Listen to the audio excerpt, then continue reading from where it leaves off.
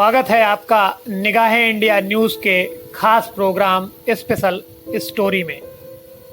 यहाँ पर आज हम बात करेंगे अकबर का ऐतिहासिक किला और अक्षयवट वृक्ष।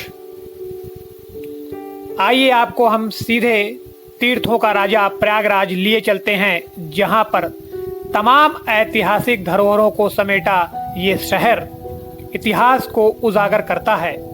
यहाँ पर सबसे पुराने जगह अगर है तो वो है मुगल शासक अकबर का किला आज भी बड़ी ही मुस्तैदी से संगम के किनारे खड़ा है और आज भी इसे देखने के लिए काफी दूर दूर से लोग आते हैं।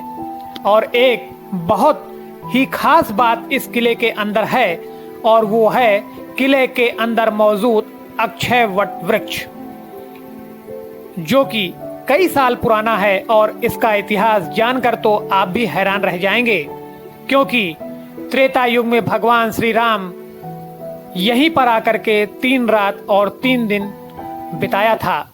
आखिर क्या है इसका पूरा इतिहास और क्या है इसके अंदर की वो तमाम पुरानी बातें, देखिए इलाहाबाद से हमारे प्रधान संपादक नितिन द्विवेदी की खास रिपोर्ट।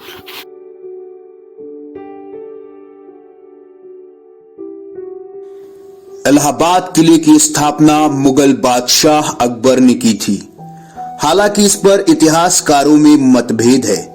समकालीन लेखक अब्दुल कादिर बदायूनी ने मुंतकल तवारीख में लिखा है कि किले की नींव सन 1583 में डाली गई थी। नदी की कटान से यहाँ की भौगोलिक स्थिति स्थिर न होने से इसका नक्शा अनियमित ढंग से तैयार किया गया था। वे लिखते हैं कि अनियमित नक्शे पर किले का निर्माण करना ही इसकी विशेषता है। किले का कुल क्षेत्रफल 30,000 वर्ग फुट है। इसके निर्माण में कुल लागत 6,17,20,214 रुपए आई थी। प्रयागराज संगम के निकट स्थित इस किले को मुगल सम्राट अकबर ने 1583 में बनवाया था। वर्तमान में इस किले का कुछ ही भाग पर्यटकों के लिए खुला रहता है। बाकी हिस्से का प्रयोग भारतीय सेना करती है। इस किले में 3 बड़ी गैलरी है, जहां पर ऊंची मीनारें हैं। इसके अलावा यहां अक्षयवट के नाम से मशहूर बरगद का एक पुराना पेड़ और नीचे पातालपुरी मंदिर भी है। हम आपको दिखाएंगे कि किस प्रकार से यह विशाल अक्षयवट का पेड़ कैसे अपने आप में एक वरदान है और लोग इसकी पूजा क्यों करते हैं। भगवान राम को त्रेता युग में जब वनवास हुआ तो वो सीधे अयोध्या से चलने के बाद अपनी बहन शांता के पास सिंगवेरपुर पहुंचे। सिंगवेरपुर आखिर कैसे बसा? उनके पति का नाम श्रृंगी ऋषि था, जिसके द्वारा ही सिंगवेरपुर का नाम पड़ा और आज सिंगवेरपुर के नाम से जाना जाता है। भगवान राम जब सिंगवेरपुर पहुंचे तो उनकी बहन शांता ने उनको ये आदेश दिया और सलाह दिया कि आप प्रयागराज स्थित भरद्वाज ऋषि के पास जाइए, वहां पर आपको शांति मिलेगी और आगे की सलाह भी आपको बताएंगे। जब भगवान श्री राम भरद्वाज ऋषि के पास पहुंचे तो भरद्वाज ऋषि ने उनको एक सलाह दिया कि आप संगम स्थित अक्षयवट मंदिर पर जाइए। आपको बता दें कि अक्षयवट मंदिर का नाम पहले श्यामवट था, जो कि पहले से ही जाना जाता था। इसका बाद में अक्षयवट पड़ा। नमस्कार, आदाब, मैं हूं नितिन द्विवेदी। निगाहें इंडिया न्यूज पर आपका स्वागत है। इस वक्त मैं मौजूद हूं संगम स्थित प्राचीन अक्षयवट मंदिर के पास, जहां पर हम आपको बताएंगे कि आखिर इस पूरा मंदिर का क्या रहा है इतिहास और त्रेता युग में भगवान श्री राम यहाँ आने के बाद 3 रात्रि का यहाँ पर विश्राम किया और इसकी पूरी क्या है कहानी, ये हम यहाँ पर जानने का प्रयास करेंगे और ये भी जानेंगे कि आखिर इसके बारे में जितनी भी तमाम बातें यहाँ मौजूद हैं, हम आपको दर्शाने का प्रयास करेंगे और दिखाने का प्रयास करेंगे। तो आइए चलते हैं हम इस मंदिर के अंदर और जानने का प्रयास करेंगे कि आखिर उस समय के इतिहास के बारे में। जब भगवान श्री राम यहाँ पर पधारे थे तो उन्होंने यहाँ पर आकर के रात्रि का विश्राम कैसे किया और क्या है इसके पीछे की पूरी कहानी, ये हम आपको यहाँ पर दिखाएंगे।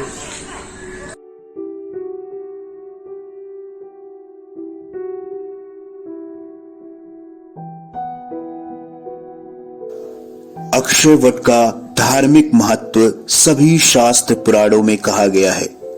चीनी यात्री वेनसोंग प्रयागराज के संगम तट पर आया था। उसने अक्षय वट के बारे में लिखा है, नगर में एक देव मंदिर पातालपुरी मंदिर है। यह अपनी सजावट और विलक्षण चमत्कारों के लिए प्रसिद्ध है। कहा जाता है कि जो श्रद्धालु इस स्थान पर 1 पैसा चढ़ाता है उसे 1000 स्वर्ण मुद्रा चढ़ाने का फल मिलता है। मंदिर के आंगन में एक विशाल वृक्ष अक्षय वट है, जिसकी शाखाएं और पत्तियां दूर दूर तक फैली हैं। पौराणिक और ऐतिहासिक प्रमाणों के अनुसार मुक्ति की इच्छा से श्रद्धालु इस बरगद की ऊंची डालों पर चढ़कर कूद जाते थे। मुगल शासकों ने ये प्रथा खत्म कर दी। उन्होंने अक्षय वट को भी आम तीर्थयात्रियों के लिए प्रतिबंधित कर दिया। इस वृक्ष को कालांतर में नुकसान पहुंचाने का विवरण भी मिलता है। आज अक्षय वट पातालपुरी मंदिर में स्थित है। यह एक विशाल तहखाने में अनेक देवताओं के साथ बरगद की शाखा में रखी हुई है। इसे तीर्थयात्री अक्षय वट के रूप में पूजते हैं। अक्षय वट का पहला उल्लेख वाल्मीकि रामायण से मिलता है। भारद्वाज ऋषि ने भगवान राम से कहा था, नर श्रेष्ठ तुम दोनों भाई गंगा और यमुना के संगम पर जाना। वहां से पार उतरने के लिए उपयोगी घाट में अच्छी तरह देखभाल कर यमुना के पार उतर जाना। तो ये है अक्षय वट संगम के पास प्रयागराज में, और आप देख रहे हैं ये जो अक्षय वट की मूल जड़ है, और ये मूल जड़ मैं आपको दिखा रहा हूँ, आप यहाँ से देखिए, और ये ऊपर तक गई है।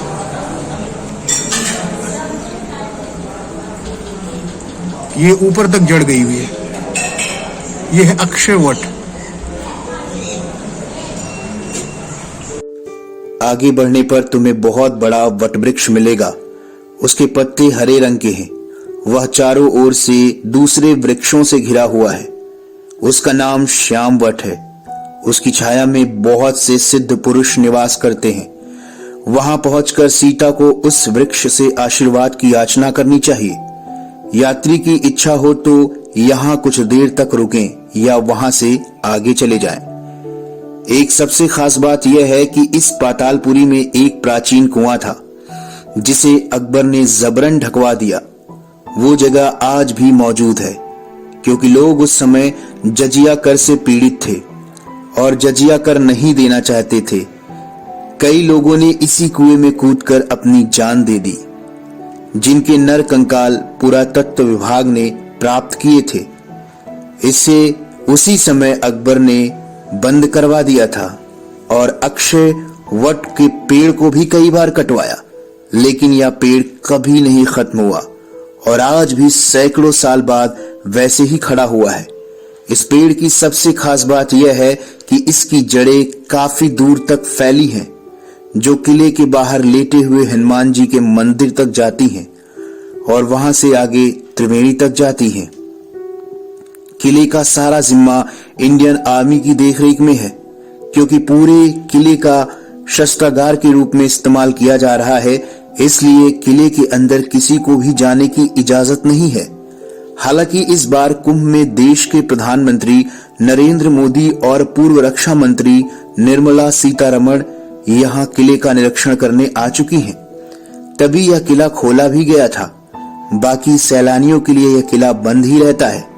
किले की दीवारों पर तमाम प्रकार के छोटे पेड़ और घास आपको देखने को मिल जाएंगे, जिससे किला जो है उसकी शोभा थोड़ी खराब दिखाई पड़ती है, लेकिन सेना ने इसके रखरखाव पर पूरा जिम्मा उठा रखा है, तो विश्वास किया जा सकता है। बाकी देश में नहीं बल्कि दूसरे मुल्कों से भी लोग यहाँ आते हैं और इसे देखते हैं। इस ऐतिहासिक किले की बात ही निराली है, जिससे प्रयागराज की शोभा और बढ़ जाती है। इस वक्त मैं मौजूद हूँ मंदिर के प्रवेश मेन प्रवेश द्वार पर, जहां पर हमारे साथ पुजारी जी भी मौजूद हैं, हम इस मंदिर के अंदर प्रवेश कर रहे हैं और हम इसके अंदर की नीचे की जो चीज़ें यहाँ पर मौजूद हैं, जो यहाँ का इतिहास है, उसे हम जानने का प्रयास करेंगे, टटोलने का प्रयास करेंगे कि आखिर भगवान राम जिस मंदिर में आकर के 3 रात और 3 दिन यहाँ पर त्रेता युग में बिताया था, आखिर उसका पूरा क्या इतिहास है। हमारे साथ मौजूद हैं यहाँ के मुख्य पुजारी जी और यहाँ से जुड़े सभी अभिलेखों के बारे में हम बात करेंगे। तो हम मंदिर के अंदर प्रवेश करने चल रहे हैं और जानने का प्रयास करेंगे कि आखिर इसका पूरा इतिहास क्या रहा है। मंदिर के मुख्य संचालक मुकेश नाथ गोस्वामी जी हमारे पास मौजूद हैं। मैं इस वक्त मुख्य द्वार पर खड़ा हूं अक्षयवट मंदिर के, और हमारे साथ यहाँ पर मुख्य पुजारी जी मौजूद हैं। हम इनसे थोड़ा सा इस बारे में जानेंगे कि आखिर इस प्रवेश पर, जब हम इस प्रवेश द्वार पर यहाँ पर आते हैं, तो आखिर इसके बारे में क्या चर्चा है और इसका क्या इतिहास है, हमें महाराज जी बताएंगे। जी, निगाह इंडिया न्यूज़ पर आपका स्वागत है। देखिए, जहाँ इस समय हम लोग खड़े हैं, ये मंदिर का प्रवेश द्वार है। मंदिर के गेट पे एक बोर्ड लगा हुआ है, जिसको हम संक्षिप्त रूप में आपको बताएंगे। थोड़ी सी जानकारी होने के बाद फिर हम पतालपुरी में चलेंगे, उसके बारे में आपको बताएंगे।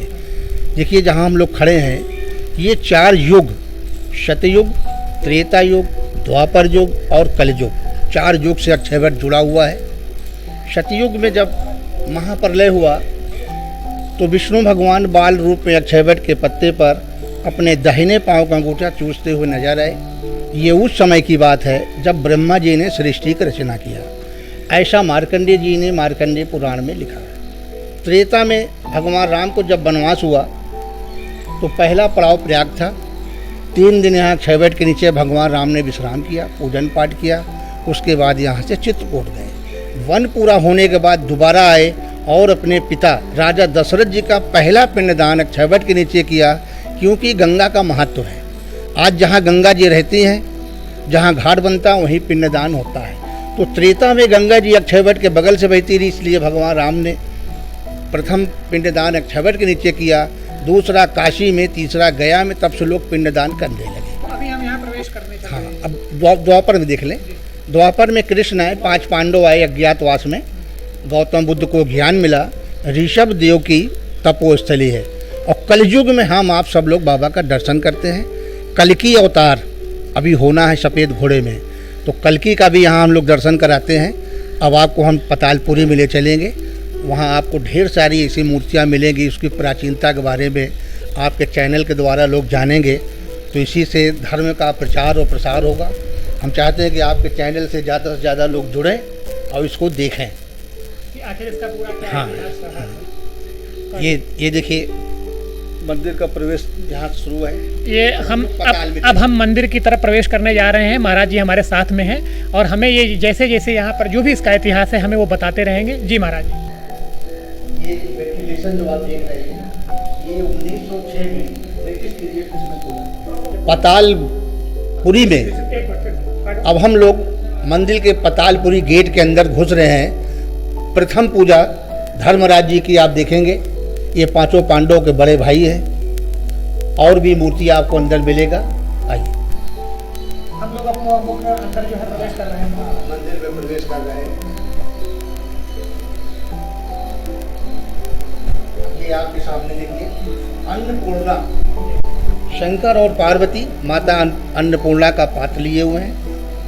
ये विष्णु भगवान है। यही अक्षयवट के पत्ते पर शयन करते हुए देखे गए। ये विष्णु का बाल रूप है। आपको बाल रूप का दर्शन कहीं नहीं मिलेगा। प्रयाग में आएंगे तो बाल रूप का दर्शन होगा। ये माता लक्ष्मी है। गणेश सिद्धि विनायक, मनोकामना को पूर्ण करने वाले। अब आपके सामने महर्षि वेद व्यास 4 वेद को बनाया है। महाभारत की रचना इन्होंने किया। अब हम लोग चीनी यात्री द्वारा दर्शाए हुए देव आंगन में खड़े हुए हैं। जिस देव आंगन के बारे में चीनी यात्री ने 644 राजा हर्षवर्धन के समय जिसका जिक्र किया, ये देव आंगन की दीवारें हैं। ये जो नक्काशी आप देख रहे हैं, जैसे घर का आंगन का 4 दीवाली होती है, तो ये 4 दीवाली है। अकबर बादशाह जब आए तो इसके ऊपर से पत्थर को रख के इसको कवर एरिया बना दिया और इसको एक नया नाम दिया पातालपुरी, क्योंकि जब ज़मीन के अंदर हो गया तो एक नए नाम से जानने लगे, लेकिन इसका प्राचीन पुराना नाम अक्षयवट मंदिर है। ये माता सती का हाथ का पूजन होता है, क्योंकि तब छोटी छोटी मूर्तियों का चलन था। चीनी यात्री जब आया था, जब देव आंगन खुला हुआ था राजा हर्षवर्धन के समय, तब छोटी मूर्तियों का चलन था। ये जोधाबाई के देन है कि मंदिर बचा रहा। मान सिंह की बहन वो पूजन करती रही, आवाज़ उन्हीं के देन है कि हम लोग सारे लोग पूजा करते हैं। अर्धनारीश्वर जी, आधा शंकर आधा पार्वती। ये आपके सामने गुरु दुर्वासा, वाल्मीकि मुनि। ये है प्रयागराज, सब तीर्थों के राजा प्रयागराज। इस शहर का नाम प्रयागराज कैसे पड़ा? प्रयागराज इस वजह से पड़ा कि ब्रह्मा जी ने सृष्टि के समय प्रथम यज्ञ किया, जिसमें 33 कोटि देवी देवता आए। जब यज्ञ का समापन हुआ, जब सारे तीर्थ जाने लगे, तो ब्रह्मा विष्णु महेश ने पूछा कि भाई आने वाले समय में जहाँ यज्ञ हुआ है उस स्थान को किस नाम से पुकारेंगे? तो सब ने ये कहा कि प्रा माने प्रथम, याग माने यज्ञ। जहाँ प्रथम यज्ञ किया गया उसका नाम प्रयाग रखा जाए। तो प्रयागराज की मूर्ति की स्थापना किया गया, और जो सवारी गंगा जी को दिया गया वही सवारी प्रयागराज को दिया गया। इसी पे बाद में तुलसीदास ने एक दोहा भी लिखा, माघ मकर जब रवि गति होई, तीरथ पते आवे सब कोई, देव दनुज किन्नर नर श्रेणी, सादर मझी सकल त्रिवेणी। माघ के महीने में जब खिचड़ी का पर्व पड़ता है तो सारे तीर्थ किसी न किसी रूप में अक्षयवट जी का दर्शन करते हैं, प्रयागराज का दर्शन करते हैं, तब उनको प्रयाग आने का फल मिलता है। बाबा बैजनाथ, इन्हीं के नाम से सावन के महीने में कांवड़ उठाया जाता है, बाबा बैजनाथ जी। ये वही देवांगन है जिस देवांगन के बारे में हमने बताया आपको। ये देवांगन, ये छोटी छोटी मूर्तियाँ, ब्रह्मा विष्णु महेश। ये देवासुर संग्राम में जब समुद्र मंथन हुआ, इतनी विशाल मूर्ति आपको कहीं नहीं मिलेगा। तब छोटी छोटी मूर्तियों का चलन था। इस फोटो को लें जिसमें दर्शनार्थी जो भी आवे दर्शन करें। ये विष्णु भगवान। अब हम लोग प्राचीन सरस्वती कूप और अक्षयवट के समीप पहुंच रहे हैं, जिसके बारे में दर्शनार्थी जाने। ये देखिए, ये कुएं का शेष भाग है, पटा हुआ भाग। इसमें लिखा हुआ है कामकूप सरस्वती कूप, पटा हुआ भाग। जब ये खुला हुआ था तो लोग इसी अक्षयवट से कूदकर जान देते थे मुक्ति के लिए। तो इसी प्रथा को रोकने के लिए चीनी यात्री ह्वेनसांग ने बड़ा विरोध किया कि हिंदू लोग अंधविश्वास में ऐसा करते हैं, इस प्रथा पर रोक लगाए। तो बाद में अकबर बादशाह जब आए तो मुगलों ने अक्षयवट को कई बार कटाया, बड़ा बड़ा तावा रखा दिया, किसी तरीके से प्रथा रुक जाए। लेकिन देवांगन में कूदने की प्रथा समाप्त नहीं हुआ, तो उन्होंने कुएं को बंद करा दिया, बड़े बड़े पत्थर रखा दिए। जब ये ठोस हो गया, इसके ऊपर खंभा रख के इसको जो है कवर कराया गया। अब हम लोग अक्षयवट के मूल जड़ पर पहुंच रहे हैं। आइए, ये अक्षयवट का मूल जड़ है। आइए, ये मूल जड़ देखें।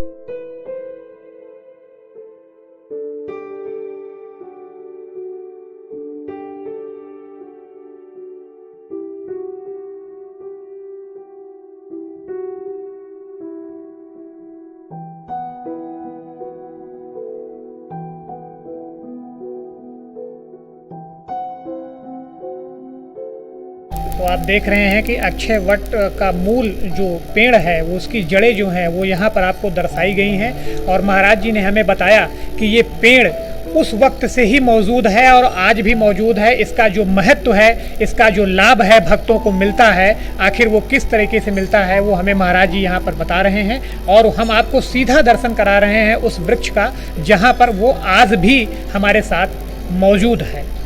एक चीज़ और आप देखेंगे यहाँ पे, ये अक्षयवट के ऊपर जो है ब्रह्मा विष्णु महेश तीनों का वास माना गया है। विष्णु भगवान अक्षयवट के मूल जड़ के द्वारा पूरे सृष्टि में भ्रमण करते हैं, शिव संहारक हैं और ब्रह्मा जी की रचना है।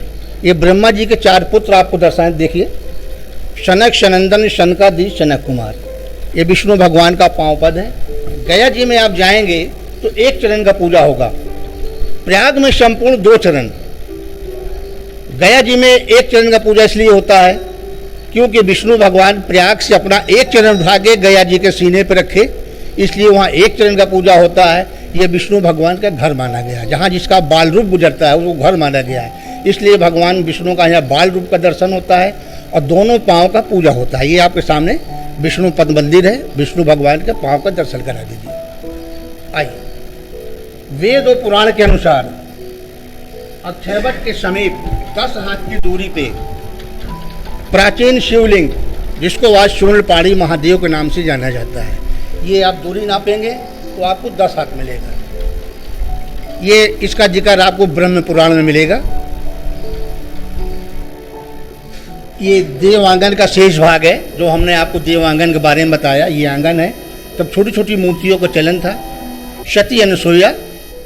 आइए, वरुण देव जल के राजा, दंड पाड़े महादेव, कोई दंडात्मक कार होता है तो मुक्ति भी मिलता है।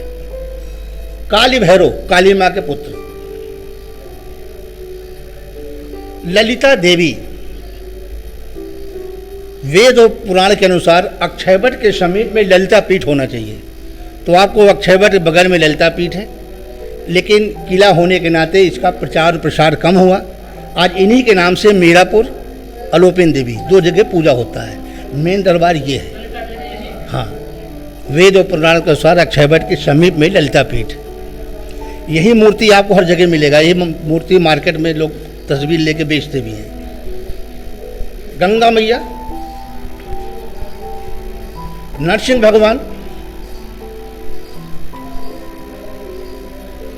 सूर्य नारायण, कलयुग के प्रसिद्ध देवता। सूर्य चंद्रमा के अलावा आपको चलते हुए नजर नहीं आएंगे। माता सरस्वती, ज्ञान की देवी। जाओ मंत्र, भगवान राम के मंत्री। आपको जाओ मंत्र का मंदिर कहीं नहीं मिलेगा। ये इसकी प्राचीनता की झलक है कि आपको जाओ मंत्र, ये भी ब्रह्मा पुत्र के नाम से जाने गए। यमुना जी,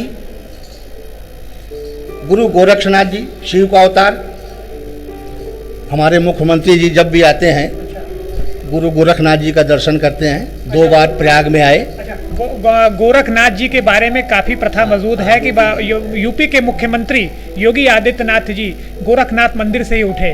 तो हम इस वक्त वहीं पर मौजूद हैं, बाबा गोरखनाथ के पास। आप भी उसका दर्शन कर सकते हैं। महाराज जी यहाँ पर इसका विवरण दे रहे हैं। लेकिन जो प्रथा अपने आप में काफ़ी मौजूद है बाबा गोरखनाथ को लेकर के, सीधा हम उनके पास हैं और यहाँ पर हम उनका जानने का प्रयास कर रहे हैं कि बाबा गोरखनाथ के बारे में और भी क्या चीज़ें हैं। जी महाराज।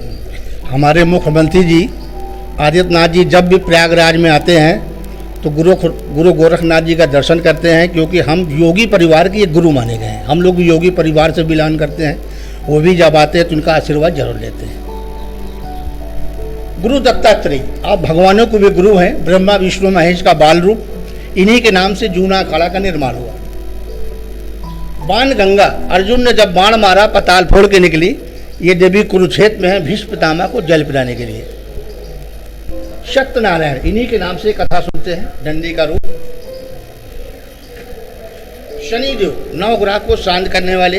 किसी भी प्रकार का मन अशांत हो, अब आपने एक बार शनिदेव का दर्शन कर लिया। शनि को कहते हैं लोग देखते नहीं, आंख देख के डरते हैं, लेकिन ये हंसता हुआ चेहरा आपको कहीं नहीं मिलेगा। लोग आते भी हैं, चेहरा भी देखते हैं, आंख भी देखते हैं, अपनी मनोकामनाओं को पूर्ण भी करते हैं। कहते हैं सन घटन में शक्ति है।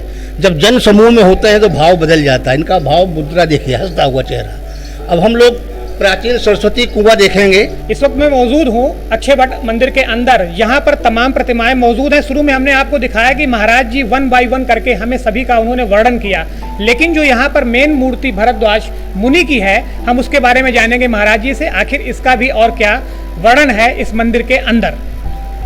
आइए देखिए, आपके सामने ये मार्कंडेय ऋषि है, जिन्होंने महाप्रलय को देखा। 18 पुराण के आप ज्ञाता थे। यही एक ऋषि ऐसे हैं जो अमर है, जो महाप्रलय के बारे में बता सकते हैं। और आपके सामने ये गुप्त दान है। त्रेता युग में माता सीता जब आई थी तो यहाँ पे दान किया था। आज इस गुप्त दान को कई रूप में जाना जाता है, जैसे अक्षय दान, कुंडली, दान पात्र। तरह तरह के लोग आते हैं, अपने अपने ढंग में, अपने भाषा में इसका वर्णन करते हैं।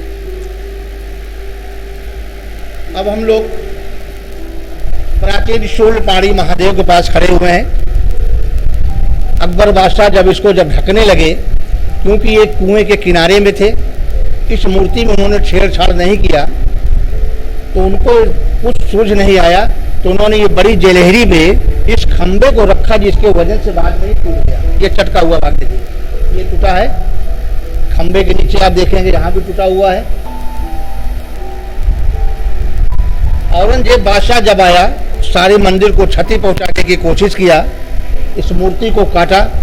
शिवलिंग पूरा गोला होता है, हाफ पोर्शन कटा हुआ है। जहां भी आप देखेंगे शिवलिंग आपको गोला मिलेगा। जब उसने इस पे वार किया तो उसकी फौज में आग लग गया। वो और भी मूर्तियों को तोड़ देता, लेकिन बाद में वो छोड़ के भाग गया, यहाँ की खूबी को जानते हुए। आज भी वो मंदिर इतना हाँ, जो है, ये वो प्राचीन मूर्ति है। प्राचीन मूर्ति है ये। खंडित होते हुए भी लोगों को मनोकामना पूर्ण होता है। ये खंबे के नीचे देखिए, ये टूटा हुआ है। इसका मतलब है कि जिस देवांगन के बारे में राजा हर्षवर्धन ने 644 में जिक्र किया, वही देवांगन है। अकबर बादशाह ने इस पर क्षति नहीं पहुंचा के इसी के ऊपर से ये खंबा को रख के इसको कवर किया, जो आज ये मंदिर को अब धीरे धीरे क्षति हो रही है। ये अक्षयवट का वृक्ष देखिए ऊपर में, इसी वृक्ष से देवांगन, जहाँ हम लोग खड़े हैं, इसी देवांगन में लोग कूदते थे।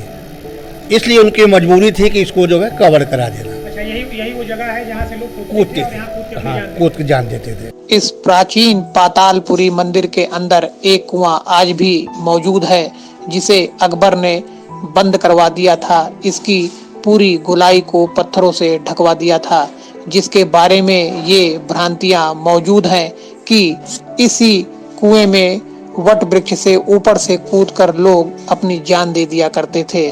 तो इसको अकबर ने अब मौजूदा अपने समय में बंद करवा दिया था। आखिर इसका क्या है इतिहास, आइए हम जानते हैं। हम इस वक्त मौजूद हैं अक्षयवट मंदिर के अंदर, और यहाँ पर बहुत ही प्राचीन, यहाँ पर बहुत ही पुराना कुआं मौजूद है। इसका पूरा इतिहास आप भी जान करके चकित रह जाएंगे। लगभग बात 1583 ईस्वी की है, जब यहाँ के बादशाह अकबर ने प्रयागराज की धरती पर इस कुएं को बंद करवा दिया था। आखिर क्यों, उसका इतिहास भी हम आपको बताएंगे। दरअसल बात यूं थी कि इस कुएं पर यहाँ से जो अक्षयवट का पेड़ है, लोग उस पेड़ से कूद करके सीधे इसी कुएं में जान दे दिया करते थे। आखिर ये बात वहाँ के बादशाह को नगारा गुजरी और उन्होंने इस कुएं को बंद करा दिया। लेकिन आज भी इस कुएं में मौजूद कुछ रहस्य ऐसे हैं जिसको जानकर आप भी हैरान रह जाएंगे। क्या यह कुआं आज भी जीवित है? इसे जानने के लिए हमारे साथ यहाँ के संचालक महाराज जी मौजूद हैं। वो बताएंगे कि आखिर इस कुएं का पूरा इतिहास क्या है और इसमें क्या ऐसे राज छुपे हैं जिसे लोग आज भी जानना चाहते हैं। जी महाराज जी। हाँ, इस कुएं में आप जल छोड़ेंगे तो जैसे पहाड़ से पानी गिरता है, उसकी सरसराहट होती है, वो सारी आवाज़ें आपको आवेगा। उस समय चीनी यात्री हुएन सांग ने 644 में जिस कुएं का जिक्र किया देवांगन का, वो यही है। बाद में अकबर बादशाह ने जिस कुएं को बंद किया, जिसका दर्शन आप लोग कर रहे हैं, हमारे पुजारी जी उसमें जल चढ़ाएंगे। आप इसकी जो है फोटो ले लें और रिकॉर्डिंग के द्वारा लोगों को करना।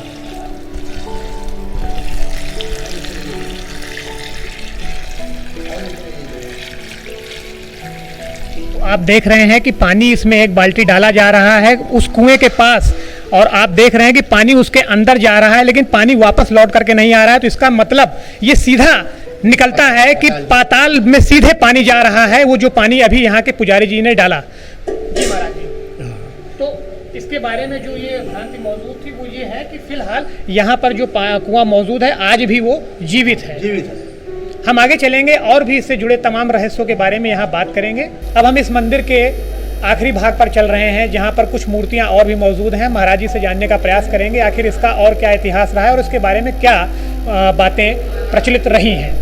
हाँ, एक मूर्ति आप ये देख लेंगे, इधर माता पार्वती का है।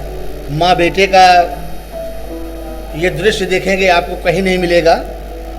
माता पार्वती गणेश को गोद में लिए बैठी हुई।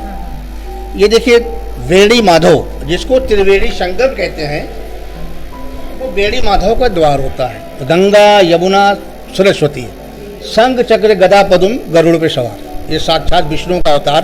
त्रिवेणी माने विष्णु, इसलिए उनका नाम त्रिवेणी पड़ा गया है। कुबेर भंडारी, धन के मालिक। अग्निदेव, ये एक बहुत प्राचीन मूर्ति है।